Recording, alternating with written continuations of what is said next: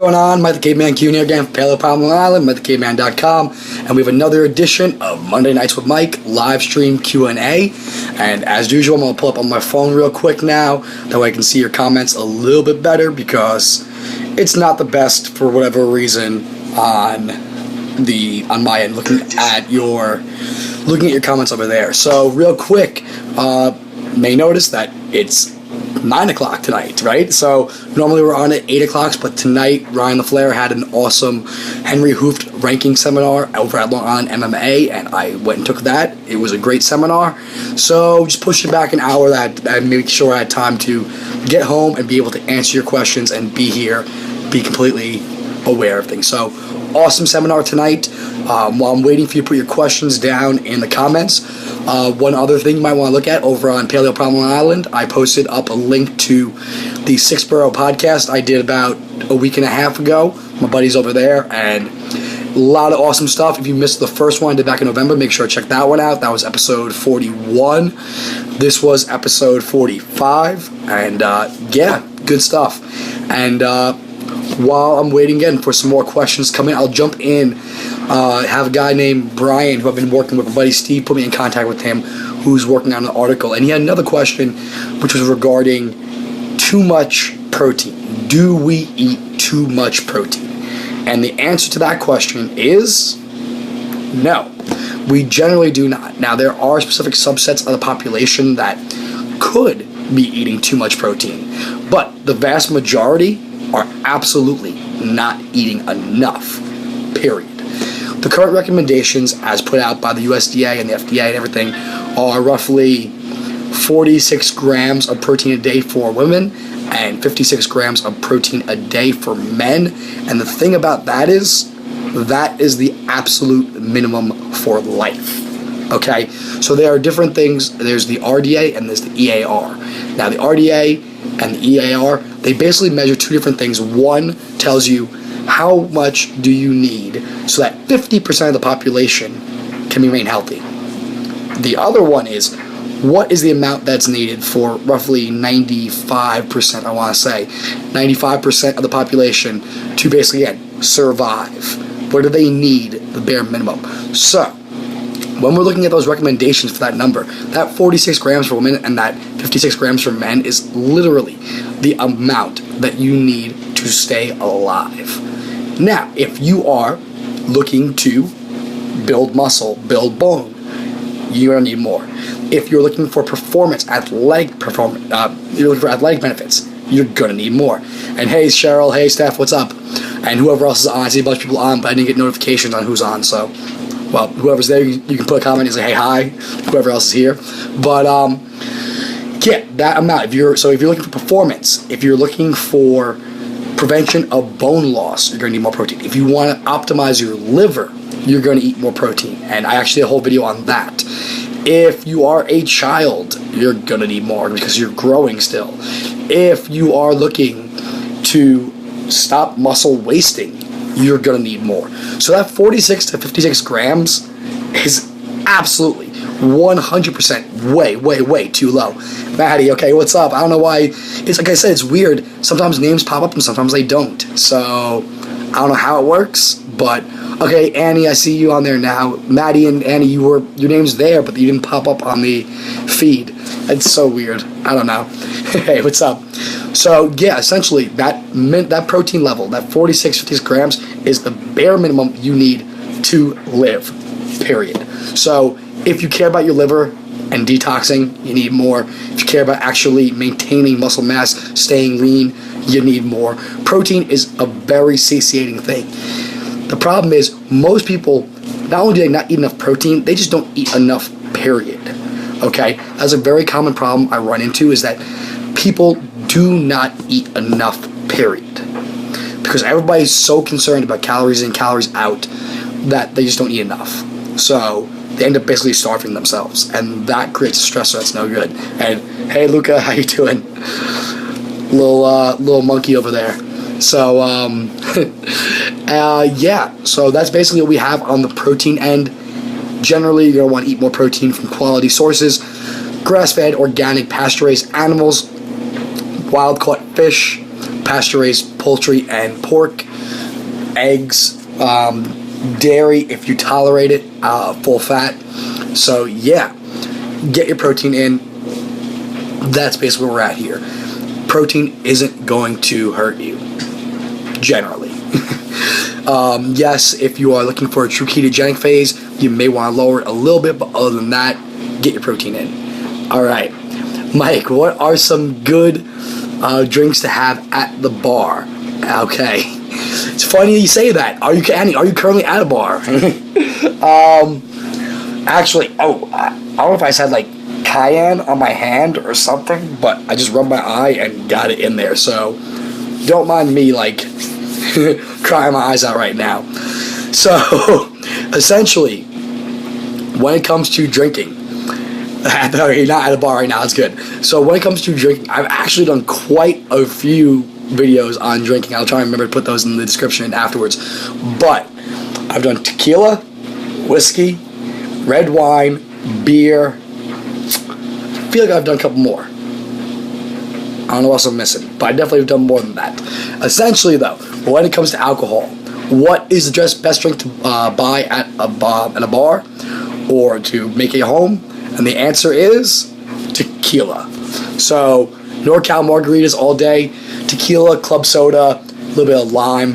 What's going to happen is tequila, clean, nothing real weird added to it. From there, the club soda is no sugar, so you're not going to get an insulin spike. And the lime will actually help to buffer that. It will actually, similar to lemon, which we talked about lemon water last week, what it's going to do is it's actually going to help buffer that insulin spike. And interestingly enough, the way that alcohol works, fructose works a similar way, and actually ketones do as well. That's a whole other conversation. They are essentially treated as metabolic priority. They are the first thing that your body's going to metabolize. So alcohol in and of itself is not fattening. It's not going to really cause much of an insulin spike, and it's going to be burned first. The problem is if you follow that up with a whole bunch of food, particularly of the sugary variety. The reason why it's a problem is because the alcohol is getting burned off first, what's going to happen is those other calories are going to get stored because they have to wait. So it's basically like alcohol is the guy, you're in traffic. He's the guy that decides, nope, I'm just going to cut right in front of you and I'm going to get out that exit before you ever have a chance to. And so you are stuck in bumper to bumper traffic. And the you in this case is the carbohydrates and fats and protein, the other basically macronutrients that would normally get through now can't be used. So you have to wait for the alcohol to clear. You drink a whole bunch and then you eat a whole bunch after that. Yeah, that's when we start to see problems with fat gain. And particularly if you eat a whole bunch and you drink mixed drinks that have a lot of sugar, if you drink the beer, so that's where the problem comes in. Thank you, Corey. So short answer on that is tequila, club soda. From there, stick to clear liquors. After that, you can look a little bit at things like whiskeys and stuff, but ideally not from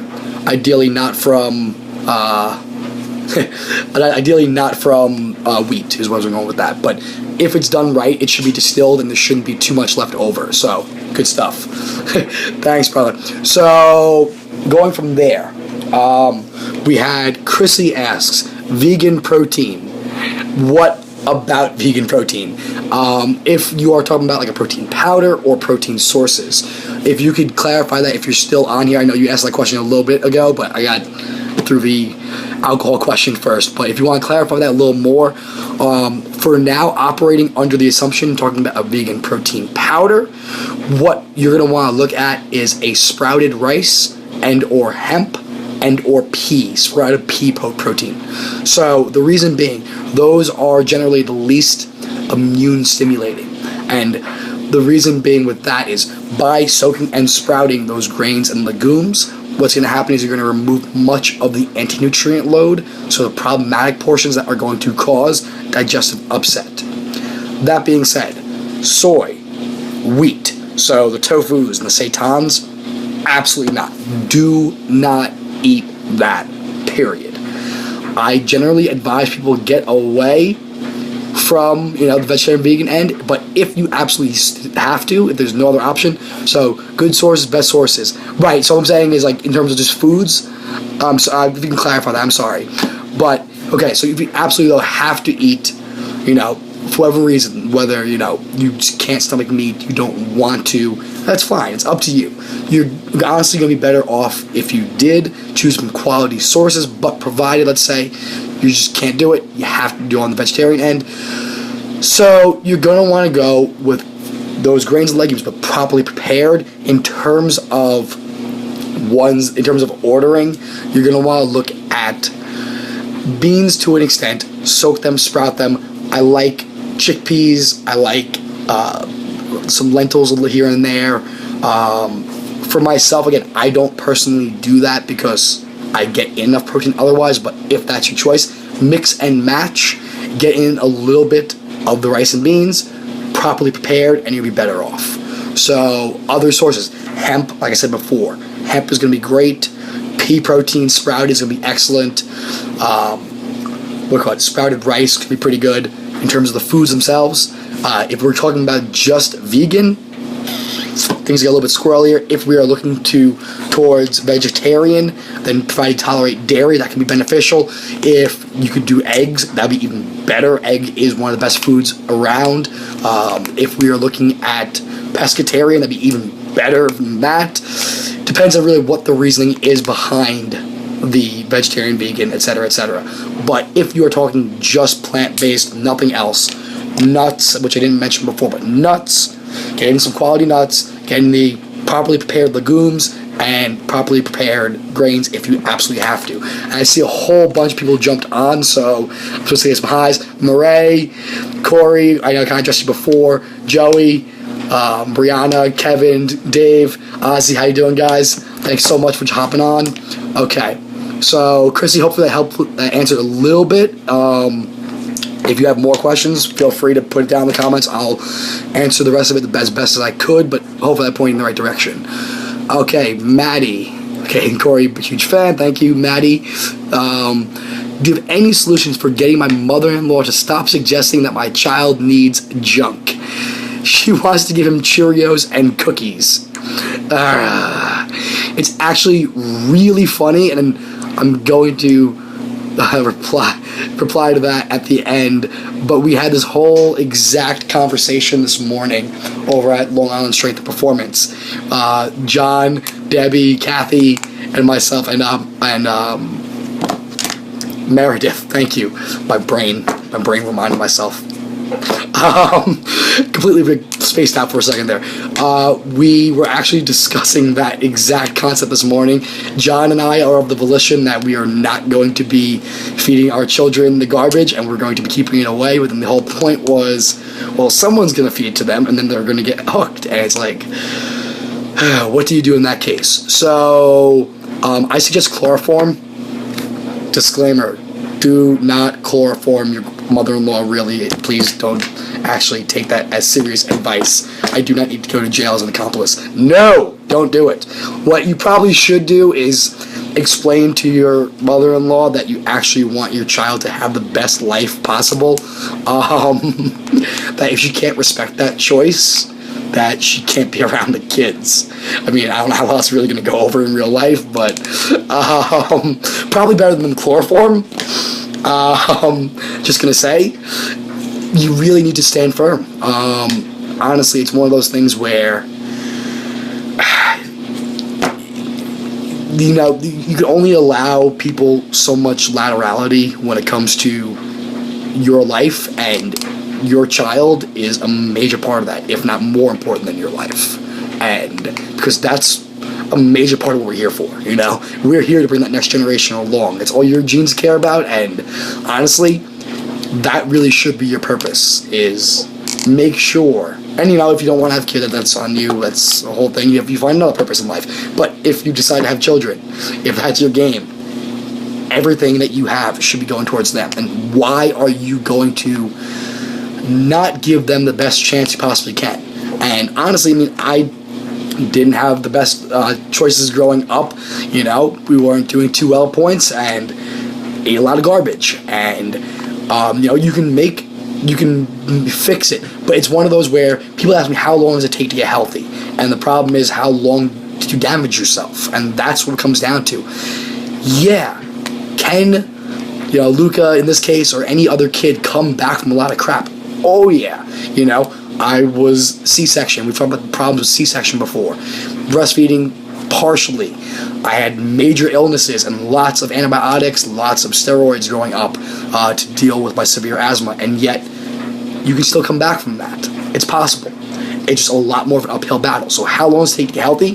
How much damage did you do? So in the case, to answer your question regarding what can we do about making sure that your child has the best chance he has, explain to her that it really is that important to you, that it's non-negotiable, that no, Cheerios are not health food, no, cookies are definitely not okay. And I mentioned before the conversation we had this morning at Long Island Strength, and that would have normally been in the behind the scenes on Sunday's video, but my GoPro was dead. I'm an idiot. Yeah, so essentially the whole point was that they honestly, when we, so they have children who are our age, and by our, I'm talking about Maddie specifically because she's my age, essentially in that 25 to 35 range. They have children in that frame. And the thing was that they swore up and down that they didn't know that cookies weren't healthy back then. And it's one of those where it's like, come on, really? And they swear. And Eddie too, Eddie Sr., he was at the class this morning too, and the same thing. No, we didn't know. And yeah, when they were kids, maybe, sure, I'll buy that, 50s, 60s, 70s, maybe they bought that then. They really didn't know. But by the 80s, 90s, there's no way. But they swear they didn't.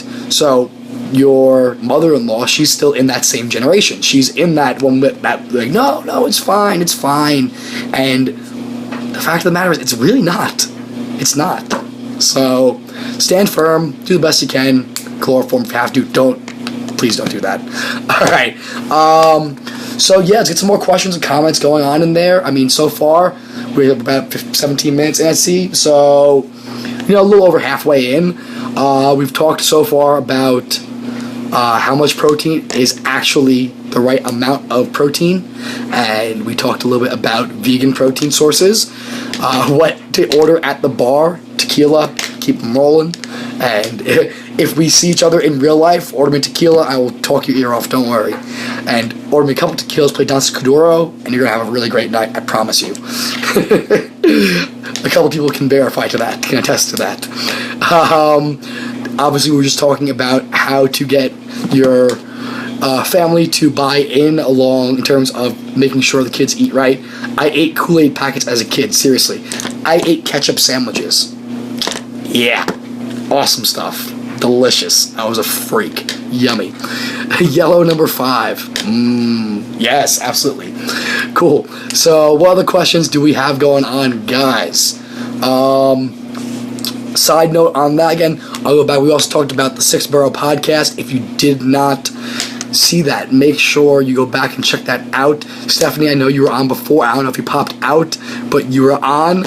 And with you mentioned before, we were talking about that, and we were talking about how you got the call in. So she got her call in. She was put on the spot during the call in. So there you go. Meredith, what's up? We were just talking about cookies and our morning conversation over at Long Island Strength and Performance. That question actually came up tonight about how do we stop people from feeding our kids cookies? So she can attest to the fact that we talked about that this morning. But okay, feedback on camel milk, supposed to reduce gut inflammation. I actually am a fan of camel milk as a concept. I have yet to try camel milk. If you come in contact, I know there's Desert Farms is a company that makes it out in Arkansas or Missouri, I want to say, and they actually are raising quality pasture-raised camels out in the Midwest. Crazy. So, yes, definitely a fan of camel milk.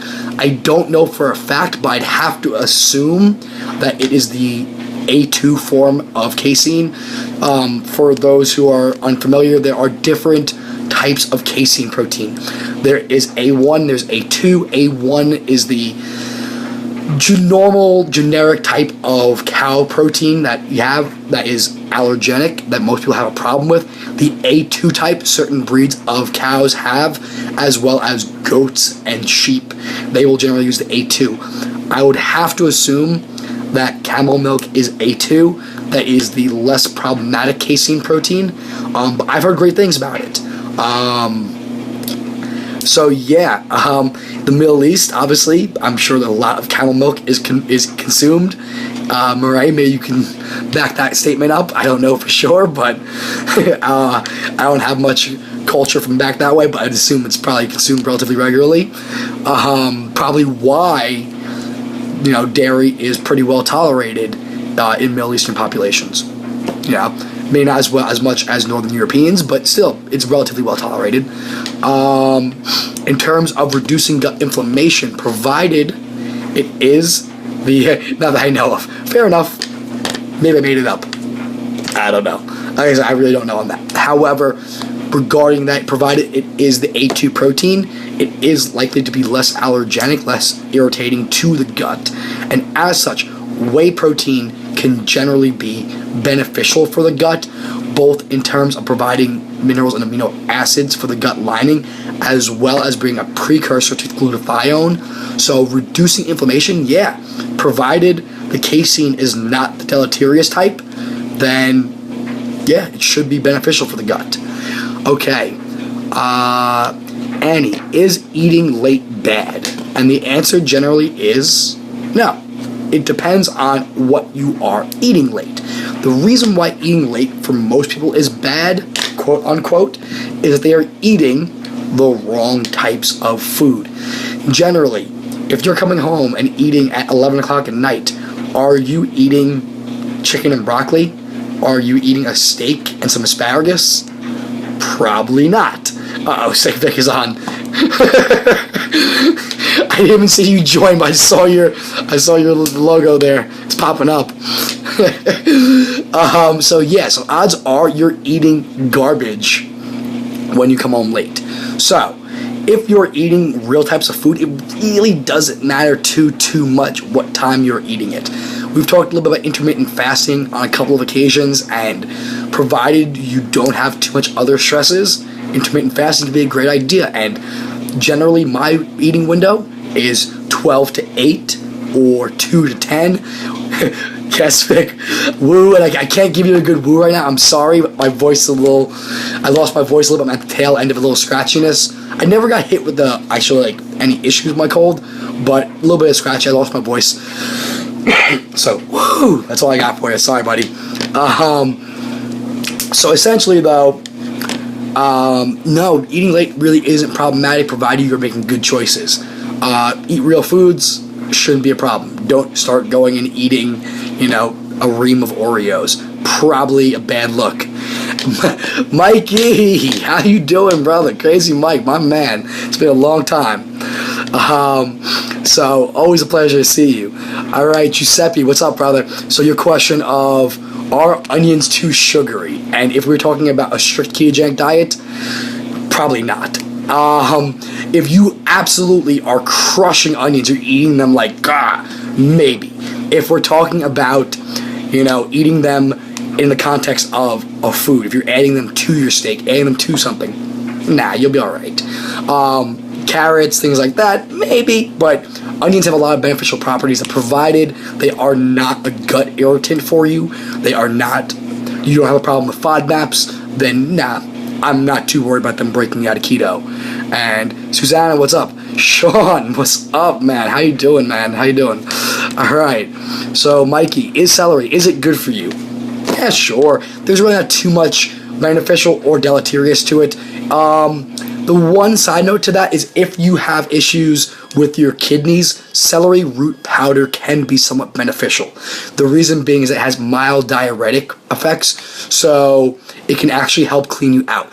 Is eating celery going to be helpful or not? The whole negative calories thing, the reason why that comes about is the fact that it's mostly cellulose, so we don't actually digest it. So there's the whole thing that you burn more calories to digest it than it actually has that you consume. That's kind of true. It's not actually removing calories. what it's actually doing is basically providing you with a little bit of food, helps chew, but nothing else. In terms of its benefit, it's awesome for shoveling blue cheese into your mouth with chicken wings.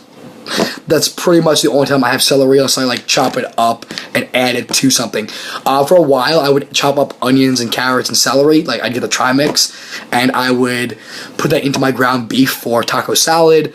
You might chop up, put it onto a salad. You know, it adds a nice little crunch to stuff, so it's cool. Overall net benefit, it's not necessarily great, not necessarily bad. The powder, though, will be excellent for kidney issues.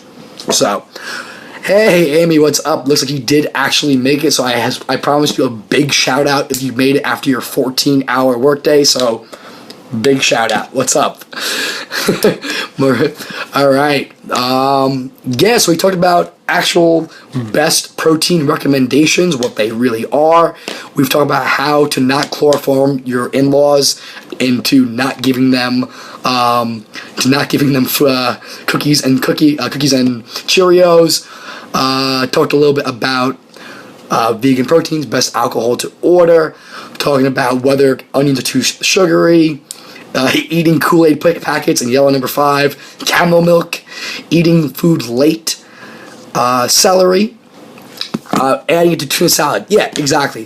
That'd be great for tuna salad. Nice chopped up onions. Basically, that tri-salad I mentioned before. The onion, carrot, celery. Chop that up, throw that into some tuna. You really should be making your own mayo. If you can't, there's Sir Kensington's pretty solid. There's the avocado mayos. Those are awesome. Those are good ways. But mayonnaise takes seconds to make, and you can make it with olive oil and maybe some MCT oil and some bacon grease, and you're going to be in for a good time. So, I've heard people who say have low blood sugar should stay away from celery. Have you heard why? Any particular reason why on that, Annie? Because in terms of physiological reasoning, I don't really see it. If there's a mechanism you can give me there, I've not heard that before. If you see a mechanism, I don't see it. Maybe, again, it could be wrong, but in terms of low blood sugar, I don't see how that's going to cause it. Yeah, so I had a lot of great questions tonight, guys. We're nearing close to the end. Like I said, I usually like to keep these to about 30 minutes. We're at about 27 minutes right now. I'm willing to take like 1 or 2 more, depending on how long they go, but would love to get some more questions.